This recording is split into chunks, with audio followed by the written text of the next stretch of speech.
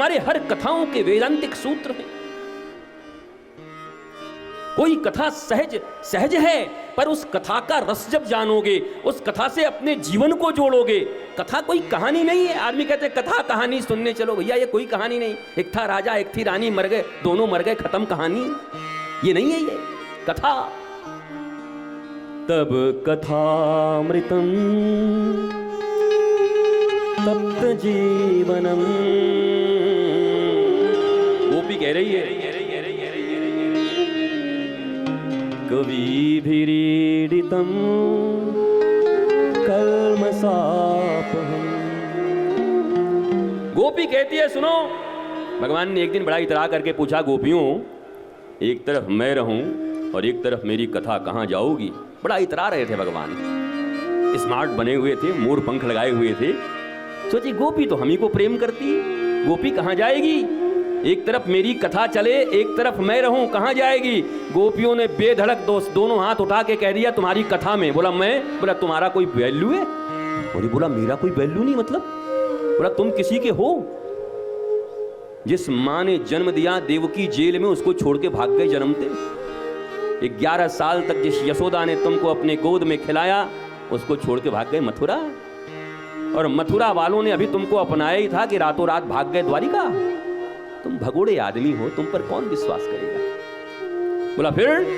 बोला तुमसे तो अच्छा तुम्हारी कथा है, जो तुम्हारी कथा सुनते ही मन की सारी व्यथा मिट जाती है और हृदय में बैठ जाती है। इसलिए हे कृष्ण, हम तुम्हारी कथा को चुनती हैं। जब तुम में और कथा में चुनना होगा तो हम तुम्हारी कथा को चुन लेंगी। अब तुम बताओ, गोपियां, जिन गोपियों के विषय में भगवान कृष्ण कहते हैं कि इस दुनिया में मैं सबका ऋण चुका सकता हूं पर गोपियों का ऋण नहीं चुका सकता। भगवान राम कहते हैं मैं सबका ऋण चुका सकता हूं पर हनुमान जी का ऋण नहीं चुका सकता। रामावतार में हनुमान जी का ऋण नहीं चुकाते, कृष्णावतार में गोपियों का ऋण नहीं चुकाते।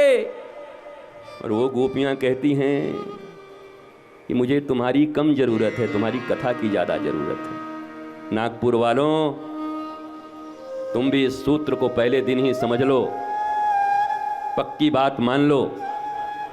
जो काम कृष्ण भी नहीं कर सकता ना, वो कृष्ण की सच्ची कथा तुम्हारे जीवन में कर सकती है। तुम्हारे जीवन के समस्त अवसादों को मिटाकर, विषादों को मिटाकर प्रसाद के रूप में प्रस्तुत कर सकती है। सामने लिखा हुआ है, देख लो, प्रसादस्तु प्रसन्नता। इसलिए मैंने लिखवा दिया है सामने, भैया बड़ा बड़ा लिखा करो।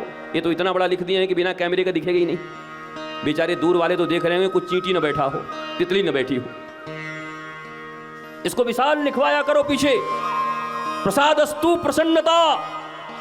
इस दुनिया में, मंदिर में, पांडाल में, कथाओं में, गुरुद्वारों में, गुरु के पास हम जब जाते हैं हमें प्रसाद मिलता है। प्रसाद क्या मिलता है? एक माई बड़ी परेशान थी अपने पति से। बोली महाराज जी 40 साल से हम परेशान हैं। पति परेशान था बेचारा, माई कहां परेशान थी, पति परेशान था। बोला क्या हुआ? बोला हमारे किसी मन की काम करती ही नहीं। जब खीर खाने का मन होता है तो खिचड़ी बना देती है, और खिचड़ी खाने का मन होता है तो खीर बना देती है। 40 साल से लगा हुआ हूं, सारे टोने टोट के जादू करवा लिए, सब जगह दर्शन कर लिया, गंगा सागर भी होके आ गए, एक बार तो कांवर ले गए, शिवजी को जल भी चढ़ा के आ गया, पर कोई बात नहीं बनता इस देवी के आगे। तो गुरुजी ने कहा इधर आ। गुरुदेव थे उनके, बोले इधर आ, पहले दीक्षा ले। दीक्षा दे दिया और कान में एक बात कह दी। बोला मैं समस्या तेरा समाधान कर दूंगा 40 सेकंड में। बोला वाह, 40 साल से मैं न कर पाया, तुम 40 सेकंड में कर दोगे? गुरु हो कि गुरु घंटा लो? बोला गुरु जी हूं, आओ तो। गुरुदेव ने बुलाया और बुला करके कहा सुन इधर, आज के बाद अपना नियम बदल ले। क्या? बोला जिस दिन तुम्हें खीर खाने की इच्छा हो रात में ही कह देना, सुनो जी कल खिचड़ी बननी चाहिए। क्या बनाएगी? बोला पक्का उल्टा बनाएगी। बोला बस खीर खा लेना। और जिस दिन तुझे खिचड़ी खाने की इच्छा होगी, बोला सुनो जी बहुत 40 साल से तुमको देख रहा हूं, कल तो खीर बनाना ही पड़ेगा। बस वो खिचड़ी बना देगी। वो तो चरणों में गिर गया दूसरे दिन आके, महाराज 40 साल का झंझट चल गया, काम बन गया हमारा। हर बात लड़ाइयों से नहीं बनती, बहुत सी बातें टिप्स से बन जाती हैं। देखो धर्मशास्त्र और गुरु टिप्स देते हैं, धर्मशास्त्र तुम्हें छोटे छोटे सूत्र देते हैं, मैथ्स के इतने सूत्र। मैं मैथमेटिक्स का बहुत बढ़िया तगड़ा स्टूडेंट रहा हूं। अगर तुम्हारे सूत्र गड़बड़ हो गए तो पन्ने के पन्ने भर जाएंगे पर उत्तर नहीं मिलेगा, आंसर सही नहीं मिलेगा, बाप बाप कर जाओगे। पर सूत्र सही मिल गया, फॉर्मूला मिल गए तो 2 मिनट में तुम्हारा आंसर मिल जाएगा। हाँ, मामला बन गया। जीवन में हर जगह लड़ाइयां नहीं होती, जीवन में हर जगह क्लेश नहीं करते। आप लोग कितने दुखी हो बताओ, कोई भाई से, कोई माई से, कोई दाई से, कोई अपने पड़ोसी से, कोई ननद भौजाई से, कोई सास बहू से, कोई बाप बेटा से, सभी दुखी हैं और कहते हैं 10 साल से समझा रहा हूं, समझता नहीं है।